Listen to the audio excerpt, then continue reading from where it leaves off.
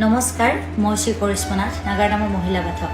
আজিৰ পৰা প্ৰায় 3 দিনমান আগৰ পৰা আমাৰ সামাজিক মাধ্যমত আমাৰ গৌৰৱ আমাৰ অহংকাৰ বুলি কৰিব পাৰি কলাগুৰু বিষ্ণুপ্ৰসাদ ৰাভাদেৱৰ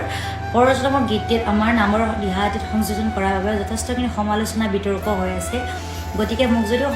ক্ষমা বিচাৰৰ কথা কৈছিল কিন্তু ইমানখিনি সমালোচনাৰ পাছত মই মানসিকভাৱে ইমানখিনি সবল নাছিলোঁ আৰু আজি মই এটি প্ৰতিক্ৰিয়া দিছোঁ আৰু মই যদি কিবা ভুল ভ্ৰান্তি কৰিছোঁ অজানিতে আমি এইখিনি কৰাৰ আমাৰ একদম ধৃষ্টতা নাছিলে আমাৰ কাৰোবাক অপমান কৰাৰ আমাৰ একদম ধৃষ্টতা নাছিলে কিন্তু যদিও কাৰোবাৰ অন্তৰত বা কাৰোবাৰ সন্মানত আঘাত কৰিছোঁ তেতিয়াহ'লে আপোনালোকে নিজৰ ছোৱালী ভণ্টি বুলি সেইখিনি ক্ষমা কৰি দিব আৰু সমূহ অসমবাসীৰ ওচৰত আমি ক্ষমা প্ৰাৰ্থনা বিচাৰিছোঁ যদি মই বা মোৰ দলটোৱে কিবা ভুল ভ্ৰান্তি কৰিছোঁ কাৰণ আমি উঠি অহা প্ৰজন্ম আমাক শিকাব লাগিলে আপোনালোকে শিকাব লাগিব ভুল দেখাবলৈ আপোনালোকে আঙুলিয়াই দিব লাগিব গতিকে আমাৰ ভুল হোৱাটো স্বাভাৱিক আৰু আপোনালোকে সেইখিনি আমাক দিহা পৰামৰ্শ দি কেতিয়াবালেও যদি আমাৰ এইখিনি দেখা পায় আপোনালোকে এইখিনি শুধৰাই দিব